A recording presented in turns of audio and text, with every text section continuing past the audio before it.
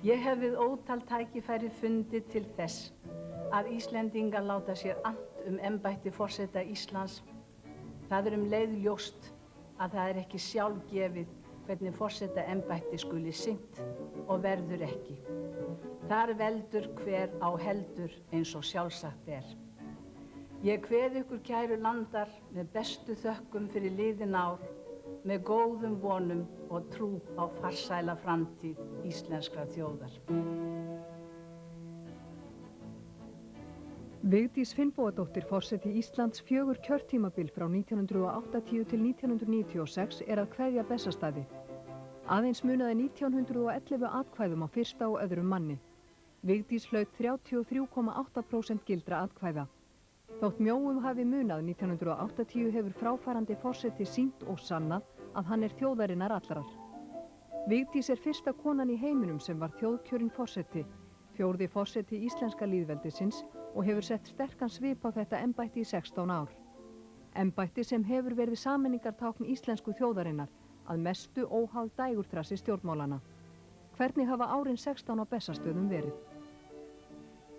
Þau hafa verið bæði góð og gjöful og auðvitað mjög reynslurík. Löng ár, en þegar ég lít tilbaka, þá þykir mér vænt þessi ár. Hvernig andrúmsloftið í þessu húsi? Hvernig að vinna hér? Það sérstaklega gott að vinna í þessu húsi vegna þess að þetta nú einna söguríkasti staður á Íslandi og hér anda veggirnir sögunni, sagan, hún hvíslar hér og maður hugsar auðvitað mikið til þessara manna sem hér voru í Bessastaðaskóla og námu þann frelsis utan úr löndum að þeir fóru að reyna að vekja Íslendinga til umhugsunar frelsi og við eigum þeim að þakka það hvort ekki senn að við tölum ennþá íslensku og við eigum núna frjáls þjóð, þetta land út af fyrir okkur. Fylgir því eftirsjá að kveðja Bessastaði? Já, auðvitað fylgir því eftirsjá. Ég hef verið svo nátengd þessum stað í 16 ár og mér hefur liðið vel hér og mér þykir afar vænt þennan stað og ber svo mikla virðingu fyrir honum. En það eru kaflaskipti í mínu lífi og mér engin vorkunn fremur en öðrum að flytja mig sett.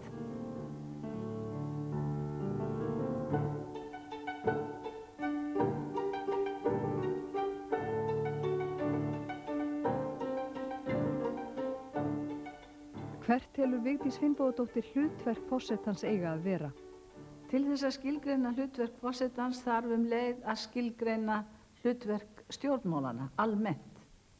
Og ég þeirra skoðunar að stjórnmálamenn, þeirra starf að setja reglurnar, umferðarreglurnar í þjóðfélaginu, hvernig við eigum að umgangast hvert annað, setja lögin og þeir eiga einnig það þeirra hlutverk einnig að skipta peningunum, sameiginlegum peningum þjóðarinnar. Þeir ætíð fulltrúar stjórnmálaflokka, fulltrúar skoðanaflokka, flokka sem hafa skoðanir. Þannig að hlutverk forsetans þá að tala einhver önnur gildi. Það svo mikið til af gildum sem gerir mannveruna sátta við sjálfa sig, sem þarf einnig að tala fyrir utan að skipta peningum. Og ég álíti að hlutverk forsetans að brydda upp á þeim málefnum, vekja fólk til umhugsunar þau gildi sem að lúta að þjóðinni allri og menn geta verið sammála Telur þú að forseti Íslands eigi ekki að vera tengdur stjórnmálaflokki? Ég hef þá reynslu af mínum störfum að það hefur verið mjög heppilegt fyrir mig að vera ekki tengd neinu stjórnmálaflokki, að það hafi ekki verið í stjórnmálaflokki. Vegna þess að maður nær betur til breiddarinnar. menn fara ekkert að hugsa stjórnmál og erjur þegar að óháður forseti kemur á vettvang. Og þetta auðvitað bara mín persónulega reynsla. Nú kunna aðrir menn að hafa allt aðra skoðun og til allra hamingju þá erum við frjáls að hafa hvaða skoðun sem við viljum, en þetta mín reynsla og mín skoðun. Vigdís segir engan vafa leika á að þjóðin geti sameinast nýjan forseta. Auðvitað finnum við það forseta sem þjóðin getur sameinast Við lifum við lýðræði og það hefur alla tíð verið þannig að þegar búið að kjósa forseta, þó að menn hafi ekki verið alls kostar sáttir rétt svona í augnablikinu þegar það hefur gerst, þá sameinast þjóðin forseta sinn. Og ég vona bara að við berum gæfu til þess að þjóðin sameinist forseta sinn í framtíðinni sem hingað til. Það mjög mikið sviði.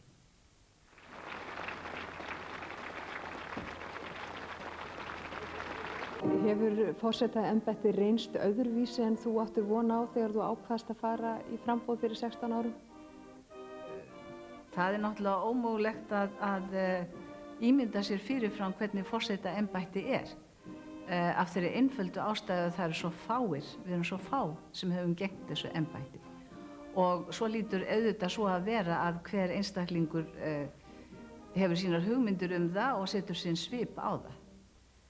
Og ég hef kosið mína leið að vandlega íhuguðu máli með að leiðarljósi þau gildi og þau verðmæti sem að ég lít á að fólki komi til góða og hef fengið bergmál í þá átt til allra hamingju.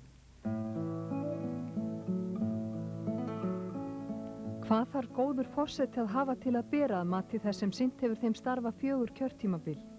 Ég held að forseti þurfa að hafa búið við mannlegri hlýju, til dæmis. Íslenskur forseti þarf að vera sæmilega að sér í fortíðina, í það öllu því að lítur að þjóðararfi. Hann þarf að sjálfsögðu að kunna sæmilega íslensku. Það eitt af meginatriðunum.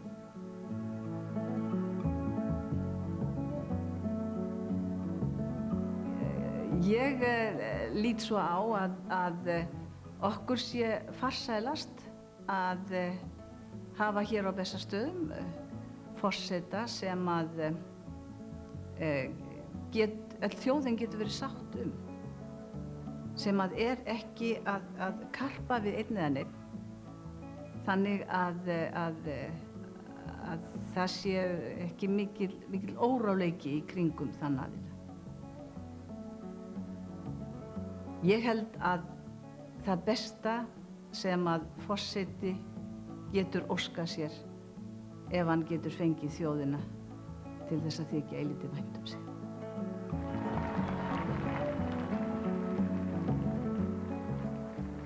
Vigdís segir það óneitanlega fara eftir því hvernig haldið á málum, hvort forseti haldi sterkum tengslum við þjóð sína. Hvaða leið hefur hún valið? Ég held að sé ekki nein uppskrift að því. Að eðlisfari þá þykir mér mjög vænt fólk. Mér líkar við fólk. Og það segir einhvers staðar að á dönsku, som man råber í skóin, får man svar og mér hefur þótt ákaflega gaman að vera með fólkinu.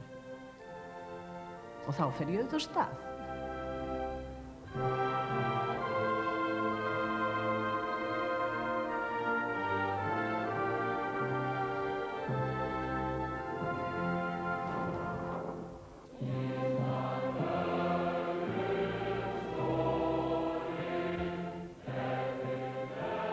Þú tókst þátt í hálfrar aldar afmæli lýðveldisins á Þingvöllum fyrir 2 árum. Hvernig finnst þér Ísland hafa breyst á þessari hálfu mannsævi? Ísland hefur breyst alveg geysilega mikið. Það hefur farið, eða þjóðin hefur farið úr kyrrum kjörum yfir í velmegun og velsæld.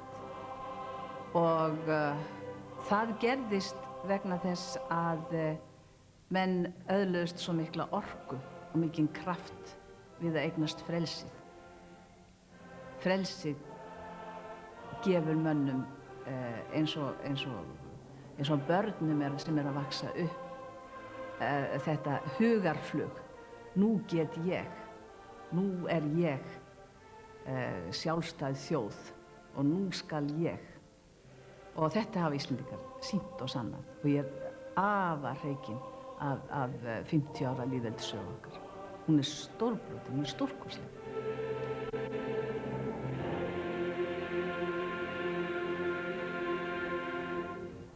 Eitthvað sem við þyrftum að gera til þess að ýta undir það að komandi kynslóðir og unga kynslóðin í dag átti sig á mikilvægi þess að við erum frjáls og fullvalda þjóð? Forseti getur nú til dæmis talað það. Það eitt af þeim efnum sem er prýðisgott að forsetann tala og minna á. Kostnaður við endurbyggingu á Bessastöðum hefur verið gagnrýndur. Heildarkostnaður við endurbæturnar er nú talin verða 920 milljónir króna og verklok haustið 1998. Áramót 1995–96 hafði tæpum 650 milljónum verið varið til verksins. En í fyrstu hugmyndum endurbætur og uppbyggingu var gert ráð fyrir 240 milljónum til þeirra verkþátta sem verðlagðir voru. Hvað segir húsráðandi á Bessastöðum í 16 ár þessar endurbætur? Já, auðvitað við ætlum að í framtíðina hafa Bessastaði fyrir forsetasetur, þá verður setrið að vera íbúðarhæft. Og það var nú svo komið, löngu áður en að ég kom hingað, að viðhald hafði ekki verið sem skyldi. Viðhaldinu hafði verið ýtt til hliðar eins og oft gerist og forsetar eru heldur hógværir og vilja ekki vera að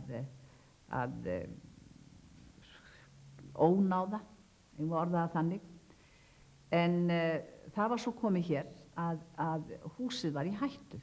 Húsið var bara hreinlega að hrynja. Og það má kannski segja það nú þó maður hafi ekki nefnt það fyrstu árin en það var svo komið að við vorum með fötur hér út allt og það var það var tjaldað fyrir sprungur og málverk hengdi við skemmdir og allt hvað eina. Og það var mikill ábyrgðarhluti að láta þetta fara svona, fannst mér. Svo að ég kvað upp úr eftir nokkur ár og benti mönnum á þetta. Og þannig fór að það var skipuð nefnd, Bessastaðanefnd og nefndinu var falið að vinna að uppbyggingu þessa staðar. Það er nú langt komið og hefur kostað meira heldur en menn gerðu sér vonir í upphafi. Og það er nú eins og það er. En það er nefndin alfarið sem svarar fyrir þau mál. Að undanförnu hefur verið talsverð umræða valdsvið forseta Íslands. Telur þú valdsviðið vera of lítið eða of mikið? Mér finnst það nú eiginlega alveg vera mátulegt. Og það vekur upp umhugsun hvað er vald. Við gerum ekki mikið af því að skilgreina hvað er vald. En ég hef gaman af því að spyrja æskufólk í landinu og ég heiti mikið af ungu fólki. Í þessar umræðu þá spyr ég hvort viltu heldur hafa vald eða áhrif. Og ég fæ alltaf sama svarið, áhrif.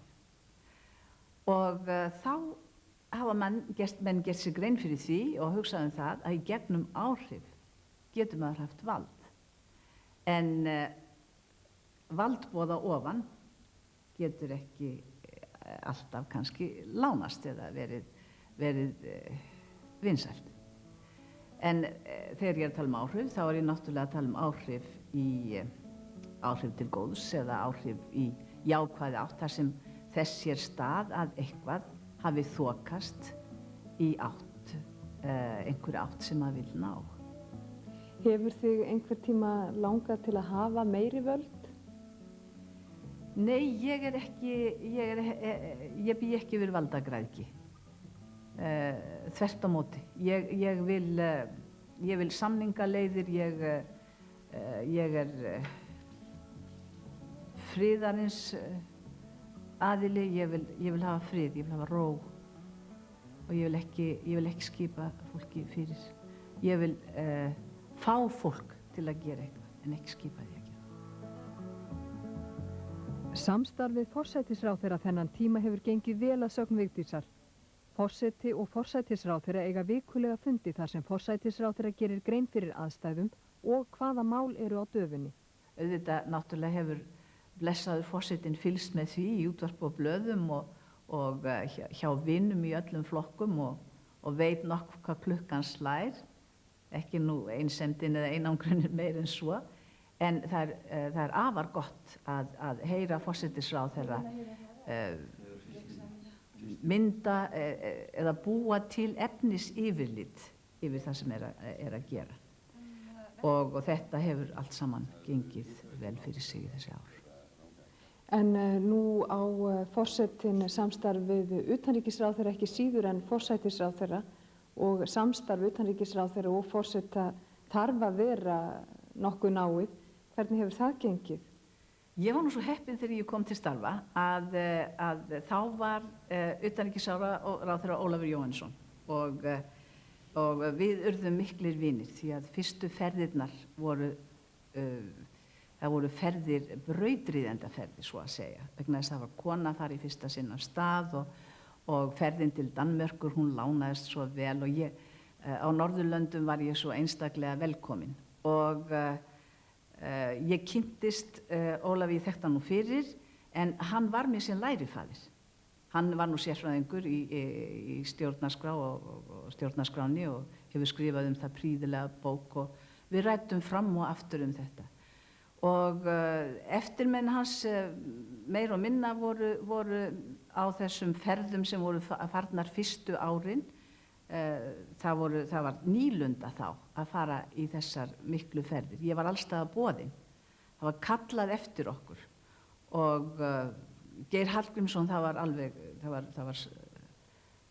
stórkostlegt að ferðast með þeim hjónum eins og Ólafi og Dóru og yfirleitt hefur verið alveg prýðisgott að ferðast með utanríkisráðherrunum.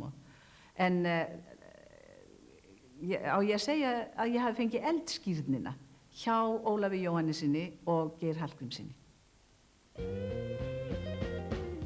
Mér var það auðvitað framandi að vera allt í einu komin í fína síðan kjól og eiga að halda ræður í andspænis náttúrulega hirðum og ekki síður stjórnmálamönnum. Það sem að ég þurfti þá var orðalag, var hátterni, var að vera mjög fljót til að sjá út hvað á spýtunni hékk andspænis stjórnmálamönnum erlendis. Og þetta var svo gott að spjalla við þessa menn. En það hefur ekki alltaf verið dans á rósum í þessu embætti. Hvað hefur verið þér erfiðast að takast á við á ferlinum, þá kannski einmitt tengt stjórnmálunum? Já, það er náttúrulega, það er aldrei hægt að sigla þennan lygna sjó, auðvitað það er ágjöf hér og þar. Ég veit að okkur báðum efst í huga núna eða ofarlega í huga EES-málið. Það er alveg ljóst. Ég var lengi, ég tók það geysilega nærri mér og ég var lengi að komast yfir það, sannast best að segja. Þá geysuðu stormar í víddum hugans vegna þess að það gekk svo að mér og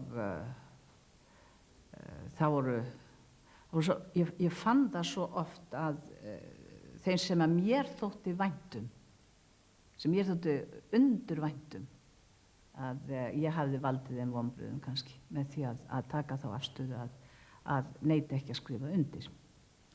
En það var nú ekki hlaupið í þá afstöðu, það var legið undir feldi eins og gert var fyrir 1000 árum á Þingvöllum. Hvað hefði gerst, hefðirðu neitað að undirrita EES-samninginn? Það er aldrei hægt að segja hvað hefði gerst af því að það gerðist ekki. En það er til náttúrulega margar útgáfur af því. Og þær eru allar mjög dramatískar. Hér hefði orðið mjög erfitt ástand. Og sem hefði endað með afsögnum hér og þar. Ég hugleiddi mjög þessu tímabili að segja af mér bara hreinlega. En mér fannst það ekki sýna þann styrk sem ég raunverulega á inn í mér. Ég átti að geta horfst í augu við þetta, að gera þetta svona. Og ég hef gert það. Það hjálpaði mér að ég hugsaði svo mikið æskuna. Það hjálpaði mér að meðal annars að hefðum við ekki samþykkt þennan EES-samning sem að ég var engan veginn fullkomlega sáttu, heldur ekki ósátt, ég var að reyna að beita hlutleysi. Þá hefðum við getað útilokað okkur frá háskólastofnunum og vísindastofnunum og lærdómsstofnunum og stofnunum sem að byggja upp framtíð okkar æsku, að æskan, ungi stúdentar, allir sem eru að læra til hugar og handar komist inn í. Því að það er í þessu bandalagi öllu, það er útilokunarstefna. Þeir sem eru ekki inni, þeir eru úti eins og það stendur. Og þetta hjálpaði mér. En það er mjög erfitt að horfast í augu við það þegar mikill fjöldi beinir orðum sínum til manns og óskar eftir því að maður beiti sér í máli. Síðan held ég að hefði aldrei verið kosið nákvæmlega samninginn. Það hefði annað verið kosið að standa með mér eða ríkisstjórninni. Urðu mikil átök þarna á milli Vigdísar Finnbogadóttur og Vigdísar forseta? Það eru talsverð átök á milli Vigdísar og Vigdísar. Ummæli Vigdísar í Kína að árangur í jafnréttisbaráttu kvenna næðist ekki með hótunum og orðum að hún og Li Peng forsætisráðherra Kína hefðu rætt afstæði frelsis vöktu hörð viðbrögð í íslenskum fjölmiðlum. Mér er það raunverulega eftir á að hyggja mest áhyggjuefni hvernig að menn gátu hent svona atriði á lofti og farið að spinna í kringu þá hver át eftir öðrum. Ég vann mína vinnu í Kína af miklum styrk og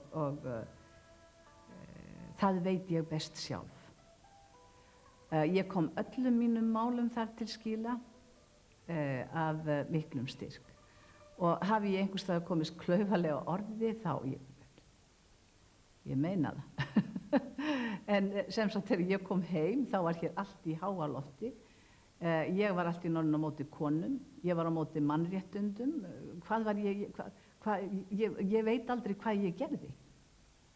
Ég veit það bara að Kínverjar vissu, ég hef fengið, þeir fannst þau þurfa að vottfesta það. Þeir vissu alveg hvert ég var að fara og hvað ég var að segja om því öllu til skila. Og já, ég held að ég hafi verið sterkari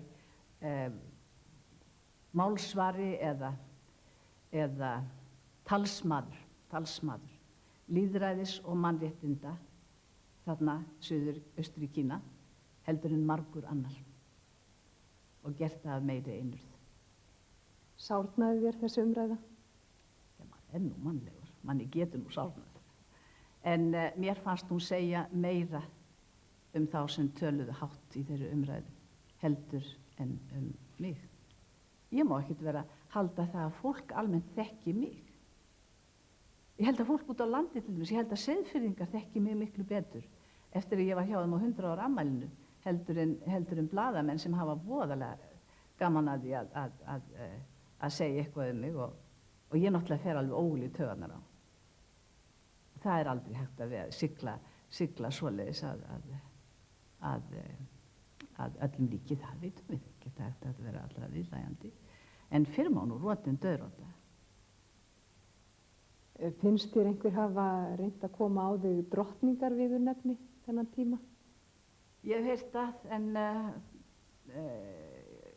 ég hef ekki gert neitt með það. Talsvert fjaðrafók varð einnig í kringum forsetann kvennafrídaginn 24. október 1985 vegna laga sem sett voru á flugfreyjur. Flugfreyjur voru þennan dag í verkfalli og það lá mjög á að leysa það verkfall.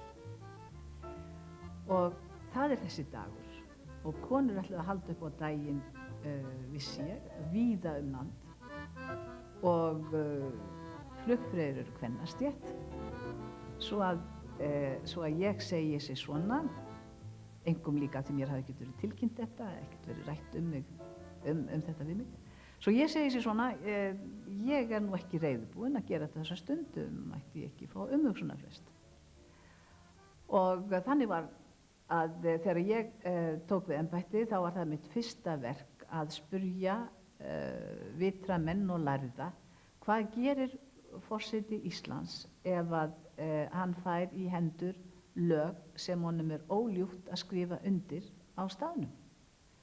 Og svarið frá þessum lærðu mönnum var hann kallar á forsætisráðherra. Nú ég gerði þetta þennan morgun og erindi mitt við forsætisráðherra sem var þá Halldór Ásgrímsson, staðgengill Steingríms Hermannssonar. Hann kom hér til mín og erindi mitt var mjög skýrt vegna samvisku minnar. Hægt að fresta því að skrifa undir þessi lög þar til á miðnætti í kvöld. Þannig að þessi dagur sem að merkisdagur í lífi kvenna á Íslandi, margra og margar hugsa mjög sterkt til, fái að vera í friði. Og við ræddum lengi um þetta fram og tilbaka og endanleg niðurstaða var sú að það væri ekki hægt að bíða. Svo að ég skrifaði undir þessi lög þegar klukkuna hallaði í 1 og þá voru hádegisfréttir liðnar og þá gátu konur allt land haldið upp á frídag án þess að vera að láta þessi mál íþyngja sér. En það sem var merkilegast í þessu að það flaug sú saga að ég hefði neitað að skrifa undir, að ég ætlaði að neita að skrifa undir. Og það var í þessu ákveðin svona vantrú á minni andlegu hæfni að ég skildi nú ekki, það skildi ekki vera hringt í mig og reynt að telja mér hughvarf. Það gerði enginn. Og ég átti bara að vera mjög barnaleg kona sem ekki vildi gera þetta, því það var kvennafrídagur og eitthvað svoleiðis. En þetta lagaðist nú allt saman seinna. Það var gert samkomulag ósamkomulag, en ég lét að fara svolítið í taugarnar á mér að ég held ekki að menn hefðu brugðist eins við hefðu verið karlmaður. Það mjög grunnt á þessari ég vil nú ekki segja kvenfyrirlitningu, en vantrúsundum á konuna. Það hefði andlega burði til þess og hins. En ég vissi alveg hvað ég var að gera. Hefurðu oft fundið þetta á þessum tíma? Já, stundum, en það minnkar. Og það minnkar frá ári til árs.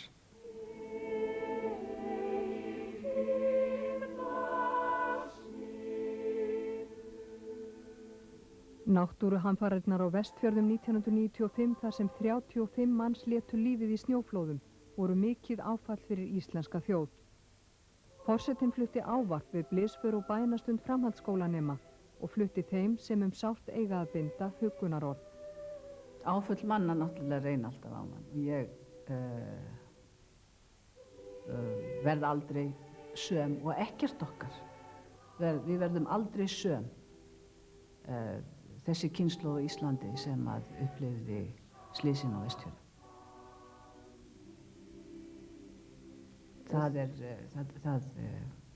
það gekk svo að hjarta okkar allra. Þú fórst vestur, þú tókst þátt í minningar athöfnum, þú fórst jafnvel í jarðarfarir. Að sjálfsögðu. Það sjálfsagt að mæta í jarðarfarir með þessum hætti? Já. Ég veit kannski ekki mikið sjálfa mig. Maður veit aldrei sjálfan sig, maður sér aldrei sjálfan sig eins og aðrir sjálfan. En eitt veit ég sjálfa mig, að ég á innri styrk. Og ég á innri styrk sem að ég veit stundum að ég get gefið fólki. Og ég fór af stað til að reyna að miðla fólki af þessum styrk. Og styrkunum felst í því að maður er snortinn, að maður finnur svo djúpt til, að maður finnur eins til og þeir sem að hafa orðið fyrir áfallum.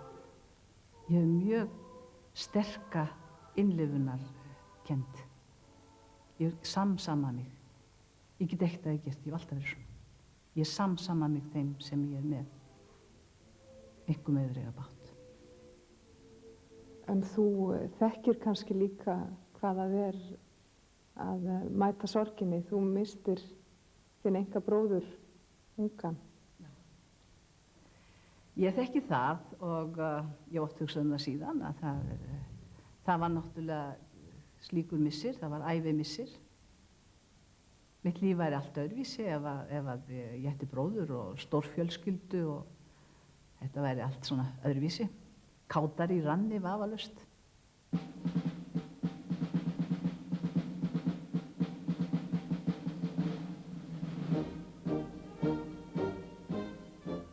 Við stöndum frammi fyrir því að við erum að verða láglaunaþjóð og að fólk hefur svo mikla áhyggjur af afkomu sinni og það tek ég mjög nærri mér vegna þess að það bitnar á bernskunni, það bitnar á börnunum. Ég hygg að við þurfum að leita allra ráða til að hafa okkur upp úr því hjólfari. Við erum komin í hjólfar. Þegar ég var að kenna í menntaskólanum og í háskólanum, þá var það bara tiltölulega vel launað starf og þótti bara virðingarstarf að vera menntaskólakennari og vera kennari og já, ágætlega launað. En þetta hefur dregist allt saman aftur úr og það er náttúrulega ekki að því að spyrja, strax á konur koma að því að sinna einhverjum störfum, þá dragast þau niður í launum smátt og smátt. Við komum ekki auga á þetta frá degi til dags, en einn góðan veðurdag þá vöknum við upp og sjáum að við ráðum ekki við lífið, það er of dýrt. Og ég held að við höfum ekki efni á því að láta það fara, láta þetta halda áfram að fara svona. Einkum er ég að hugsa um menntunina. Það má ekki vera þannig að hún drægist það niður vegna launamála að henni sé ekki veitt það brautargengi sem að nauðsyn krefur fyrir þjóð ef hún ætlar að standa sig sem þjóð meðal þjóðar.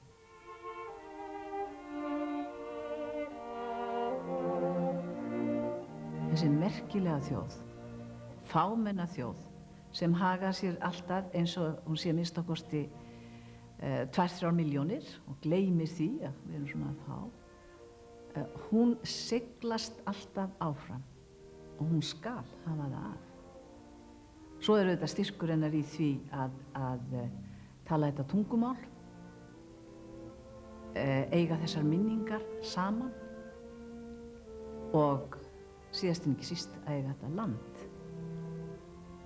Þetta er einhver mesti styrkur sem að getur í heiminum og eiga þetta í friði. Þó það sé verið að rífa staðlega þá er það samt friður þetta. Sigluna, að halda áfram, tungu og land.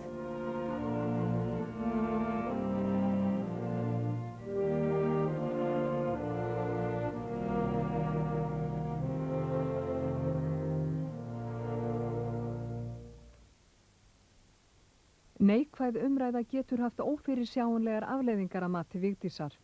Það endalaust verið að segja okkur, hrópa úlfur, úlfur og segja okkur að allt sé að fara fjárhans til. Og það eru eyru og það eru hugir sem halda þetta sé satt. Og það er athyglivert og áhyggjefni að þunglyndi eykst á Íslandi. Þunglyndi meðal æskufólks eykst og er miklu, miklu meira heldur en okkur grunar. Og læknar hafa sagt mér og hafa áhyggjur af því að þeir ráða ekki við það. Það er ekki til mannskapur til að ráða við þetta. Hvaðan kemur þetta? Þetta kemur að hluta til af vonleysi. Með þessu lagi, einhvers staðar verðum við núna að snúa við blaði. Með þessu lagi hættir fólk að trúa á framtíðina. Og það er það versta sem getur komið fyrir nokkurn mann. Það er tvennt sem getur komið illt fyrir fólk. Annað er að gleyma fortíðinni, eins og í ævintýrunum, það versta sem til er í ævintýrunum, í Grímsævintýrunum, muniði. Prinsinn sem var sleginn minnisleysi, vissi ekkert hvað hann var. Og hitt er að trúa ekki á framtíðina, trúa ekki á lausnir í framtíðinni. Því ég trúi á skapandi greind mannsins. Ég trúi á skynsemina og ég trúi því að þjóð sem er eins skynsöm og menntuð eins og við hljótum auðvitað að finna lausnir. Og þær eru á leiðinni. Og það verða börnin að fá að heyra. Opinberar heimsóknir jafnt innanlands sem utan eru mikilvægar að mati Vigdísar Finnbogadóttur. Hún tekur ferðir sínar innanlands þó fram yfir utanlandsferðir. Auðvitað hefur mér þótt skemmtilegra að fara í opinberar heimsóknir innanlands. Því það er alveg einstakt að hafa kynnst sinni þjóð innanfrá eins og ég hef og ég fæ það aldrei fullþakkað. Það að hafa kynnst þjóðin svona innanfrá hefur gefið mér svo aftur á móti þann styrk til að fara út og segja frá okkur.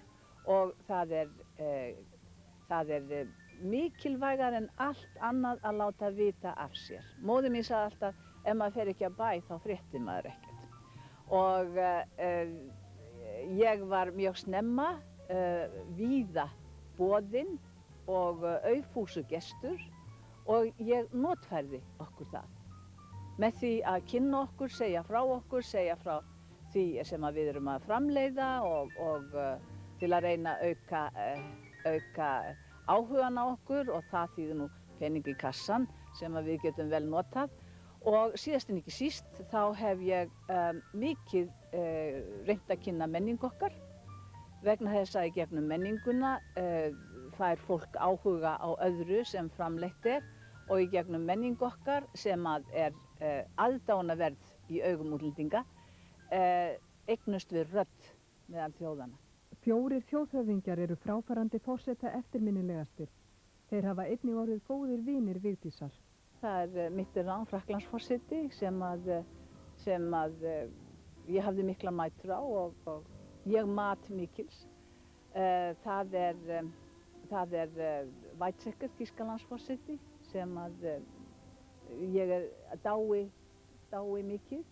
Það er Václav Havel í Tékkóslóvakíu, sem mér finnst alltaf vera eins og bróðir minn. Við tölum svo líkt mál og höfum svo líka lífssýn. Og svo er það hún Mary Robinson, auðvitað, því að hún er systurforseti minn eins og hún hefur sjálf sagt og mér fannst afskaplega fallegt þegar hún fann það upp þegar ég kom að heimsækja hana, að kalla mig my sister president.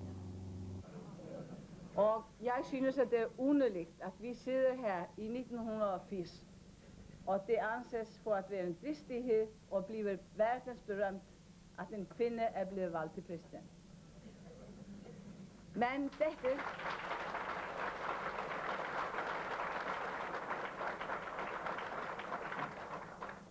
Þótt margar opinberar heimsóknir á erlendum vettvangi ekki síður en innlendum séu eftirminnilegar, telur Vigdís fyrstu opinberu heimsókn sína til Danmerkur hafa sérstöðu. Þá var brotið það blað að allt í einu var vináttan á milli Íslendinga engri beiskju blandin, sem var mjög sérstakt þegar við hittumst Margrét Danadrottning á frægum blaðamannafundi sem að öllum þótti svo skemmtilegur. Og þá var mér tekið eins og vin í Danmörku, allt bara þurrkað út, allt sem á undan var gengið í gegnum aldirnar. En ég er sérstaklega lánsöm að því leyti að ég á mikla vináttu Japan. Hvenær sem ég kem til Japan og mér er iðulega, það er alltaf verið að bjóða mig til Japan, komdu og gerðu þetta og gerðu hitt hjá okkur, þá mæti ég einstakri vináttu. Og ferðir mínar til Japan hafa lánast mjög vel og hafa styrkt böndin á milli þessara þjóða, sem að er nú ekki það versta, vegna þess að við Íslendingar erum önnur tveggja þjóða sem að flytja miklu meira út til þeirra heldur en þeir flytja inn til þjóðanna. Vigdís á friðareit á Þingvöllum og þangað sækir hún kraft og hvíld frá amstri dagsins. Hún segir Þingvelli búið yfir mikilli orku. Vigdís skreppur gjarnan austur að vinnudegi loknum, en er hún fegin því að dagsverkið á Bessastöðum er að baki? Mér hefur nú aldrei fundist forsetaembætti vera nein prísund, svo að ég er ekki með neina sérstaka fagnaðartilfinningu í kringum það að vera laus. Þetta er bara ákvörðun að nú er tími, hinn rétti tími til að hætta og halda áfram í öllum þeim verkefnum sem að mér eru hugleikin og ég veit að ég á framundan, og ég vil eiga orku á meðan, ég vil eiga þennan kraft sem ég á meðan ég sem sagt fer yfir skiptin. Það er svo leiðilegt að hafa mist þann kraft.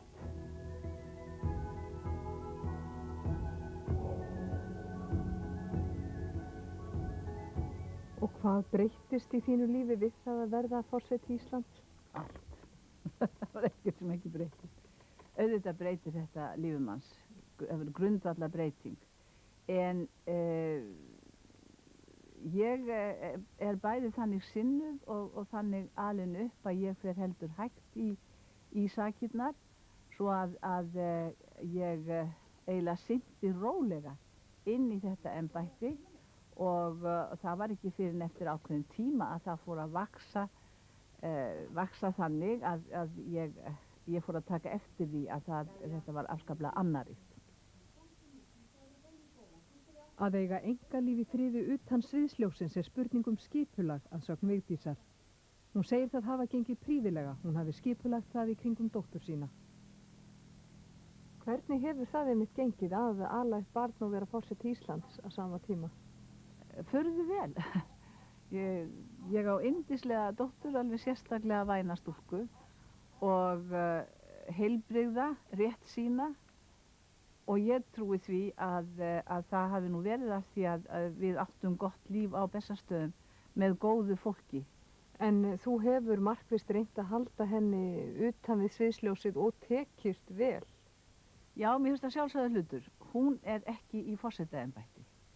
Og ég held ekki að það eigi að nota börn eða yfirleitt að hafa börn og unglinga í slíku. Það er mjög fallegt að menn viti að maður á gott fjölskyldulíf, en ekki að leggja það á börn og unglinga.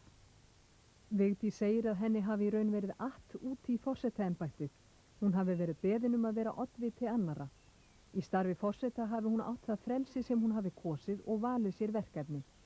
Hún kvíði ekki verkefnaskorti eftir að hún lætur af embætti forseta Íslands. Þegar hefur verið leitað til hennar víða að. Meðal annars hefur verið leitað til Vigdísar vegna mannréttindamála kvenna og hverst hún mjög hreykin af því. Ég á þennan draum að Íslendingar gleymi mér ekki þó ég sé farin, og kannski bjóði mig að koma einstaka sinnum og ég sé það alveg fyrir mér, eigum við ekki að biðja gamla forsetann að koma. Mér finnst það mjög ljúft. Hún á góðan frændgarð og enn stærri vinahóp sem gengur undir heitinu Gengin. Það er leikhúsgengið, gamla gengið, grafaragengið sem hún ferðast með landið, gjarnan í grennd við söguna og fornminjar. Þá er ótalið gáfumannagengið sem meðal annars fer til Berja á haustin, að ógleymdum saumaklúbnum með bekkjarsystrunum. Það besta sem ég veit til dæmis er að vakna til sólríks morguns og að taka saman nesti og eitthvað góðgæti og eiga von á gestum til dæmis hérna fyrir austan í hádeginu. Það er alveg ótrúleg orka sem að felst hér í náttúrunni og í minningunum. Hvers sem maður drepur niður fæti hér, þá er maður með þessar minningar í huga. Hér var erfitt áður fyrr. Hér er nú orðin helgireitur, þetta er helgireitur þjóðarinnar. Þetta er eins og gangi í kirkju. Áframhaldið er hér af því fortíðin er hér. Enda sjáum við það að við höldum upp á allar okkar helstu minningarhátíðir á þessum stað og þá streymir fólk hingað. Það sem er sérstakt við þennan stað líka er það að fólk ber svo mikla virðingu fyrir honum. Hún á aðild að ýmsum áhugamannasamtökum framtíð heimsins. Umhverfismál eru þar ofarlega á baugi en helst hefur hún komið að mannréttindum barna og unglinga. Leitað er álits unglinga víða heim og skilaboð borin frá þeim til ráðamanna. Vigdís segist í raun vera skilaboð að skjóða fyrir börn. Að skera upp herör gegn eiturlyfjum væri forgangsverkefni væri hún að taka við embætti nú. En hvernig hefur gengið að sitja á sér í stjórnmálaumræðun á Íslandi? Mér er mjög erfitt að kyngja því sem er óréttlátt, sem mér finnst vera óréttlátt og þá finnst mér mjög erfitt að þegja. En það er eitt af því sem að forseti verður að venja sig á og gæta vel að og það er að gæta tungu sinnar og leyfa sér ekki í hita dagsins að láta í ljós neinar skoðanir eða tilfinningar. Það þýðir nú ekki að manneskjan sé skoðanalaus en það er akkúrat þetta sem er munurinn eða frá mínu sjónarhorni, sem er munurinn á stjórnmálamanni og þeim sem gegnir forsetaembættis. Að stjórnmálamadurinn, hann lætur allt fjúka og svo er það bara á það að heita gleymt. Auðvitað er ekki gleymt, en það á að heita gleymt. Það er skjálfast og allt það, en hann getur leyft sér það. En forseti sem er að rífast við sína þjóð eða einhvern aðila hjá þjóðinni og að ergja sig út af einhverju, hann er ekki eins sterkur á svellinu eftir sem áður. Svo það er vænlegast að þegja. Þú ert fyrsta konan í heiminum sem að verður þjóðkjörinn forseti. Hverju finnst þér það að kona varð forseti hafa breytt í jafnréttismálum? Það breytti öllu vegna þess að hugmyndir alla tíð síðan eru nýjar. Það að Íslendingar skyldu brjóta þetta blað, ég er svo hreykin að skiptir ekki máli hvort að ég eða hver það var, að þetta blað skyldu vera brotið á Íslendingar verða alltaf njóta alltaf aðdáunar fyrir það. Þetta breytti því til dæmis að það er ekki með 16 ár síðan þetta var og enginn er núna lengur hissa þó að kona sé kosin til einhvers embættis sem á að vera gildandi. Hvar sem er í heiminum. Þegar ég var kosin þá voru það tíðindi, þetta voru forsíðufregnir út um allan heim, kona kjörinn forseti. Ekkert hver það var. Núna er það ekki lengur tíðindi. Hitt er annað mál að hvort sem að ég í embætti hér á Íslandi eða konur annar staðar, forsetisráðherrar, þá standa þær sem styrk mynd fyrir allar konur sem frétta af þeim, sem eiga afar langt í land með að eignast frelsi og sjálfstæði. En þótt þessi breyting hafi orðið hefur kannski lítið breyst í launamálum hvað jafnréttismálum snertir. Konur eru ekki margar í stjórnunarstöðum þótt þeim hafi fjölgað. Þarf eitthvað að gera til að breyta þessu eða er þetta allt í lagi? Það þarf mikið að gera til að breyta þessu. Og þetta er ekki bara landlægt hjá okkur, þetta er bara viðloðandi vandamál í heiminum. Og til háborinnar skammar fyrir hverja þjóð sem kalla sig lýðræðisþjóð. Það þarf að breyta hugarfari, auðvitað. Það þarf að breyta hugarfari samfélagsins. Samfélagi þarf að vera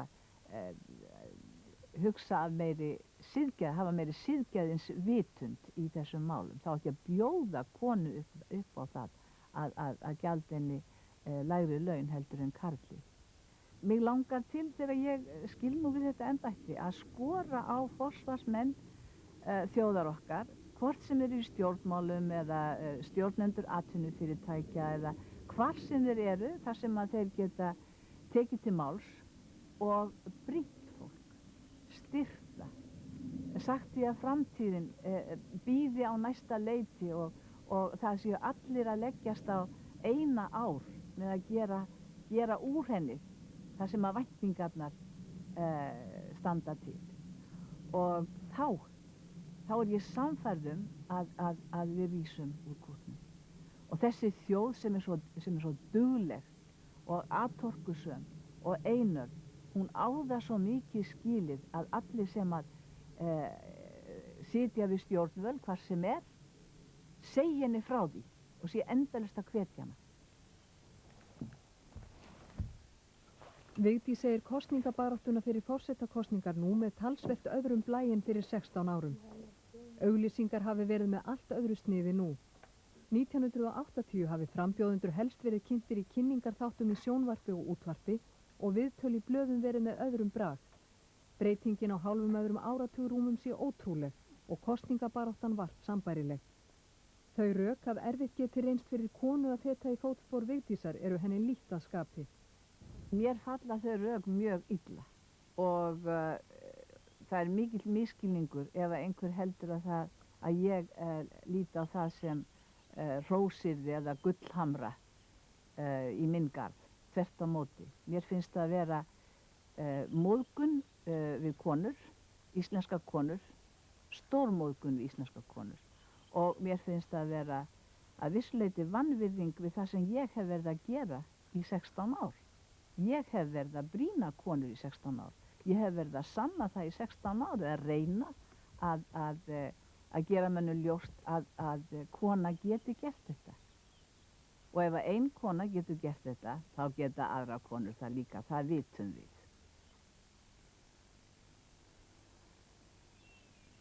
Vigdís Finnbogadóttir er stoltust af þjóðinni sjálfri í sinni forsetatíð.